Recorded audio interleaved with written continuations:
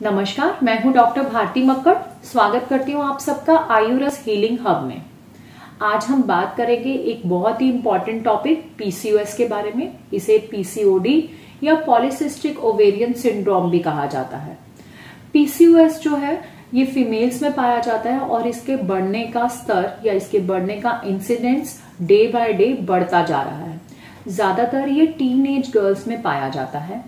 सितंबर month PCOS awareness month है, इसलिए मैं कोशिश करूंगी कि मैं ज्यादा से ज्यादा वीडियो इस मंथ पीसीओएस पे बनाऊं और आप लोगों को ज्यादा से ज्यादा जानकारी दे पाऊं। आज के इस वीडियो में मैं आपको समझाने की कोशिश करूंगी कि पीसीओएस क्या होता है या कौन सी कंडीशंस बनती हैं एक फीमेल बॉडी में जिसकी वजह से उसे पीसीओएस या पीसीओडी हो सकता है। आइए शुरू करते हैं।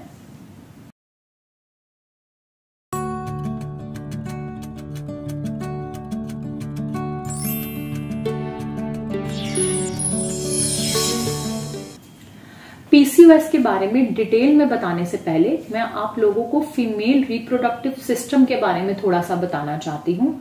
तो सबसे पहले मैं बताऊंगी फीमेल रिप्रोडक्टिव सिस्टम में कौन कौन से ऑर्गन्स होते हैं। इसमें नंबर 1 पे है ओवरी, जिसे अंडाशय भी बोलते हैं। इनकी संख्या 2 होती है। फिर 2 फैलोपियन ट्यूब्स होती हैं।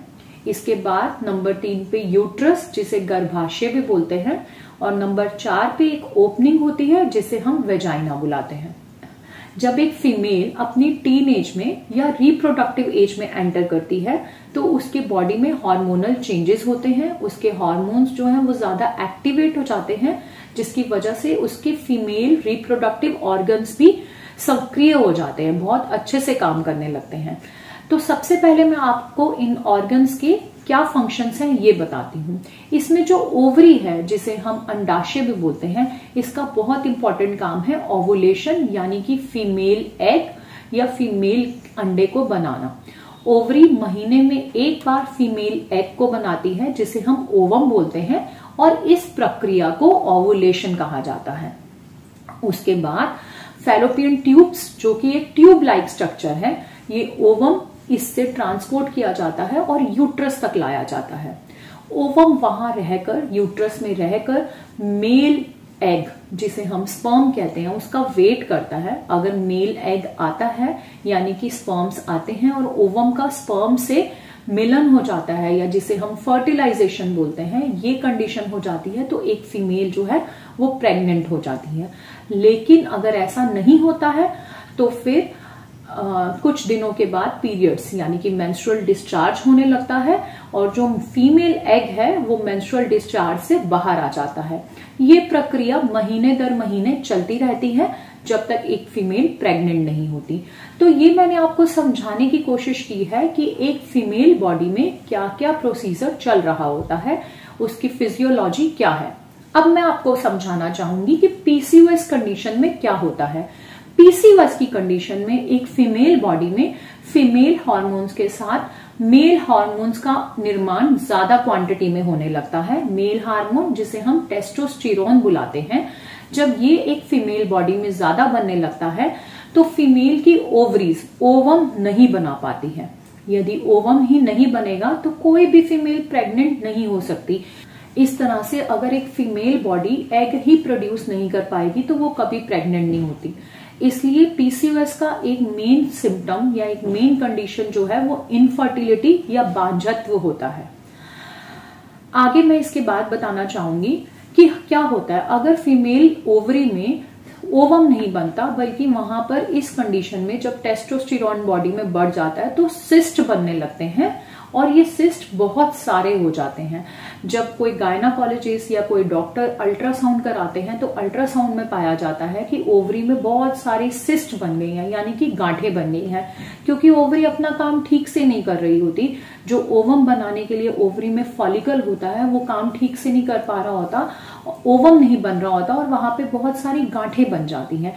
इसलिए इस कंडीशन को पॉलीसिस्टिक, पॉली यानी कि बहुत सारे, सिस्ट मतलब जिसमें ऐसी कंडीशन जिसमें ओवरी में बहुत सारे सिस्ट बन जाएं या गांठें बन जाएं, उसे पीसीओडी कहा गया है।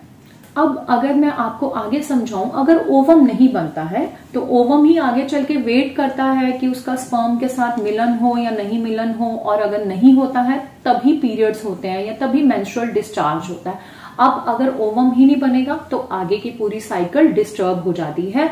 इसलिए पीसीओएस जिन गर्ल्स को या जिन लेडीज को होता है उनको मेंस्ट्रुअल इरेगुलरिटी रहती है, और बहुत बार ऐसा देखा जाता है कि उन्हें कई कई महीनों तक पीरियड्स नहीं होते हैं।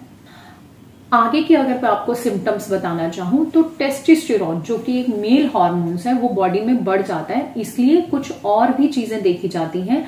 इन कंडीशंस में देखा जाता है कि एक्ने बहुत ज्यादा बनने लगता है, अनवांटेड हेयर ग्रोथ यानी कि उन ऐसी फीमेल्स की मूछों की जगहों पर या दाढ़ी की जगहों पर या फेस पर बाल या जांघों पे बाल ज्यादा बनने लगते हैं। तो इस तरह से हमने जाना कि पीसीओएस की कंडीशन में क्या क्या सिम्टम्स हो सकते हैं। मैं एक बार इनको समराइज कर देती हूँ। सबसे पहली कंडीशन है इरेगुलर मेंस्ट्रुएशन, मेंस्ट्रुअल कंडीशंस ठीक नहीं होंगी। दूसरा इनफर्टिलिटी, बांझत्व। तीसरा एक्ने, मुहासे होने लगेंगे। चौथा अनवांटेड हेयर ग्रोथ, ऐसी जगह बाल आने लगेंगे जो यूजुअली फीमेल्स में नहीं होते। जब बहुत साल पहले की अगर मैं बात करूं तो पीसीओएस के बारे में साइंटिस्ट को इतना ही पता था, इसलिए इस कंडीशन को पीसीओडी कहा जाता था। मगर धीरे धीरे ये भी देखा गया कि पीसीओडी यानी कि ये जो डिजीज है ये रिप्रोडक्टिव सिस्टम की ही डिजीज नहीं है, इसमें बॉडी के और सिस्टम भी इफेक्टिव होते हैं। देखा जाता है कि पीसीओएस की कंडीशन में ओवरी में तो प्रॉब्लम होती ही है, उसके साथ साथ जो दूसरी चीज देखी जाती है वो ये कि बॉडी में इंसुलिन रेजिस्टेंट होता है। इंसुलिन हमारा बॉडी में एक ऐसा हार्मोन है जो ग्लूकोज का मेटाबॉलिज्म करता है। ग्लूकोज इंसुलिन हार्मोन की वजह से ही बॉडी में यूज हो पाती है। इंसुलिन रेजिस्टेंट का मतलब है कि हमारी बॉडी में इंसुलिन का भी इस्तेमाल सही तरह से नहीं हो पाता। ये शुगर होने से या डायबिटीज होने से पहले की कंडीशन होती है, लेकिन ऐसा पाया जाता है कि जब जब किसी फीमेल को पॉलीसिस्टिक ओवेरियन डिजीज होता है यानी कि उसकी ओवरी में बहुत सारे सिस्ट बनते हैं, तब तब उसकी बॉडी में इंसुलिन रेजिस्टेंट भी होता है, यानी कि उसकी बॉडी में इंसुलिन ठीक से काम नहीं करती है। तो इसलिए जब साइंटिस्ट को ये पता चला कि इसमें इंसुलिन रेजिस्टेंट भी है तो इसका नाम पीसीओडी से हटाकर पीसीओएस कर दिया, यानी पॉलीसिस्टिक ओवेरियन सिंड्रोम। किसी डिजीज की जगह हम उसे सिंड्रोम तब बोलते हैं जब एक से ज्यादा सिस्टम इन्वॉल्व होते हैं। तो पीसीओएस जो है वो एक कॉम्प्लेक्स डिसऑर्डर है जिसमें रिप्रोडक्टिव सिस्टम के साथ साथ एंडोक्राइनल सिस्टम भी इन्वॉल्व होता है, यानी कि जो हमारे नॉर्मल हार्मोन्स हैं वो भी डिस्टर्ब होते हैं। तो पीसीओएस एक बहुत ही कॉम्प्लेक्स डिसऑर्डर है जिसे ठीक करना एलोपैथी में बहुत डिफिकल्ट है, और ऐसा बताया जाता है कि इसे ठीक करना पॉसिबल नहीं है। एलोपैथी में इसके लिए सिर्फ सिम्टोमेटिक दवाई दे देते हैं, यानी कि जो सिम्टम्स हैं उसके अकॉर्डिंग दवा दे देते हैं जिससे थोड़ा टाइम के लिए पेशेंट को ठीक लग सकता है। बट आयुर्वेदा में इसके बारे में बहुत डिटेल से बताया गया है और पीसीओएस का बहुत सक्सेसफुल ट्रीटमेंट है, इसे पूरी तरह से क्योर किया जा सकता है। आने वाले वीडियोस में मैं और ज्यादा डिटेल में पीसीओएस के बारे में बताऊंगी। आशा करती हूं कि आज का ये वीडियो आपको अच्छा लगा। वीडियो अच्छा लगा तो मेरे चैनल को सब्सक्राइब कीजिए और मेरे वीडियो को लाइक कीजिए। धन्यवाद।